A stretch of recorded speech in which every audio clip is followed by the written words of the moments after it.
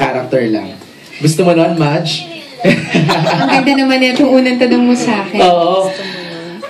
Siguro same goes na rin kay Maha sa kay JC. Yes. Weakness nyo rin ba ang pag-ibig? Parang si Angel na lang.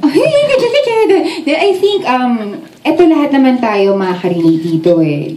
Wala namang immune sa pag-ibig, di ba? I think lahat tayo, at sana po umamin po kayong lahat, na pag-ibig ho talagang weakness natin. Kasi, pinaka malakas na emosyon na mararamdaman mo, yung pagmamahal talaga.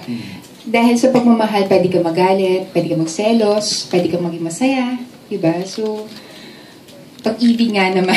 Yun lang talaga masasabi ko. Magical. Weakness mo ba ang love? Sabi nga sa kanta, ang pag-ibig ay sadyang ganyan. Sagot na ni Angel, oo naman, sabi nga ni Angel tayong lahat. Pagdating talaga sa pag-ibig, yan yung, dyan kayong bumubuhos lahat-lahat eh.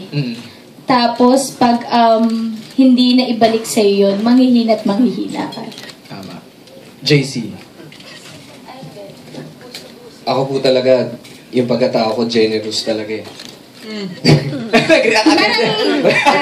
Kwento mo, para maintindihan namin.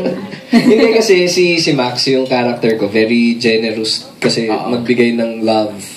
So, ganun din ako. Diba? Tulungan nyo naman ako. Sige. Hindi. Oo, tama. Agree na Pero lang kami. ano talaga yun, yun talaga yung pinakamagandang bagay na mangyari sa buhay ng tao. Kaya itong character ko dito, bilang Max, personally, nagiging masaya ako kasi nagbibigay ka ng love eh. Right. Ng walang hinihinging kapalit. Oo.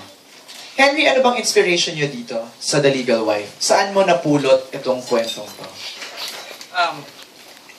For the past, ilang years yata, nasunod-sunod yung mga kwento about affairs, tungkol sa infidelities.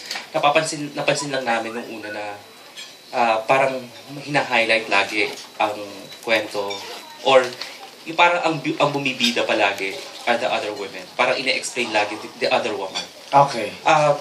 But a lot of us, a lot of sa pamilya, rarely, hindi talaga napapakita o napapagdaanan, hindi nila alam yung pinagdadaanan ng isang asawa. Okay. Yung totoong asawa na despite sinasabihan na siya ng lahat ng tao na ang tanga-tanga mo na, iwan mo na yan, or ganyan. Pero bakit nananatili or pinaglalaban ng asawa, ang kanyang asawa, or ng babae ang kanyang asawa nila. Actually, it started there. Okay. It started in that idea. And then, naku, chichismis ko ba?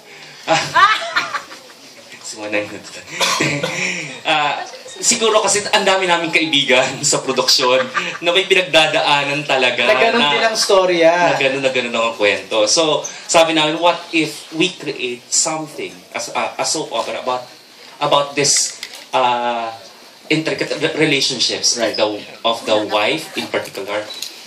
Pakita natin talaga na ano ang pinagdadaanan niya. And then, sa production din, meron din naman nung mga the other woman na in-interview namin. And what if ipakita talaga natin, bakit? Yung isa namin in-interview sabi na, babae rin ako, ang hirap, kasi babae rin ako, at babae rin yung sinasaktan ko. So, at syempre dahil ang liit ng production, meron talaga na asawa na nag-iwan. So, nandoon yung so, nung in-interview namin itong mga tao na to, this is interesting. So this time, hindi siya yung talagang soap opera na may mga kung ano mga lihim or mga patayan, ganyan. Hindi. Ang pagtutuunan namin ng pansin talaga dito sa serye na to, yung relationship ng bawat isa. And another guy comes along na tapat din namang magmamahal. So, bakit din naman pwede mo naman sabihin na pwede namang ito na lang. Bakit ba ako nagtsatsaga dito sa isa? So, yun yung klase ng drama at ng ang tatalakay ng